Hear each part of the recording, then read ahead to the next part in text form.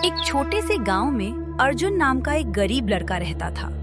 उसके पास धन तो नहीं था, लेकिन उसकी बुद्धि बहुत तेज थी।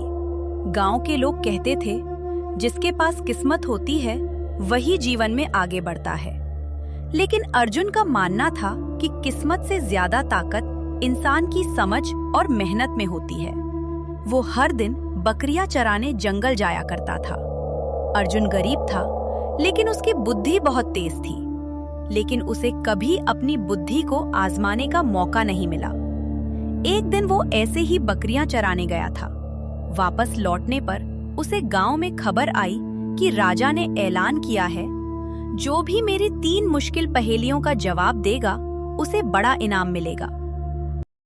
बहुत से लोग महल गए, लेकिन कोई भी पहेलियां हल नहीं कर पाया। अर्जुन भी अपनी किस्मत आजमाने के लिए राजा के महल में जाने का सोच रहा था। वो सोचता, अगर मैं राजा के पहेलिया का सही जवाब दूंगा तो मुझे इस गरीबी में नहीं जीना पड़ेगा। इसीलिए एक बार तो मुझे प्रयास करना ही चाहिए, परिणाम जो भी हो। अगले दिन वो राजा के महल के लिए निकल पड़ा। महल बहुत विशाल और सुंदर था। वो महल के अंदर गया और देखा कि पहले से बहुत लोग आए हैं अपनी अपनी किस्मत आजमाने के लिए। वो एक तरफ खड़ा रहा।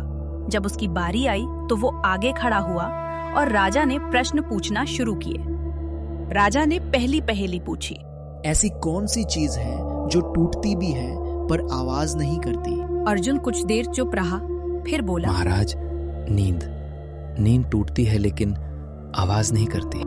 राजा मुस्कुरा दिया। दूसरी पहेली थी, ऐसी क्या चीज है जो जितनी बढ़ती है उतना कम दिखाई देती है? अर्जुन बोला, महाराज, अंधेरा। दरबार में सब लोग हैरान रह गए।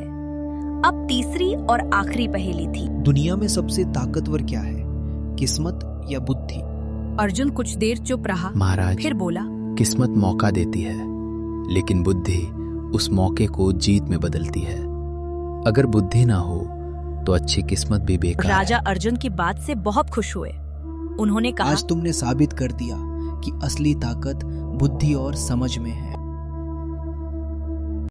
राजा ने अर्जुन को इनाम दिया और उसे अपने दरबार में सलाहकार बना लिया। अर्जुन की कहानी पूरे राज्य में फैल रही। लोग समझ गए कि किस्मत जरूरी है, लेकिन बुद्धि और मेहनत उससे भी ज्यादा जरूरी है। सीख, किस्मत दरवाजा खोल सकती है, लेकिन अंदर जाने के लिए बुद्धि और मेहनत ही काम आती है।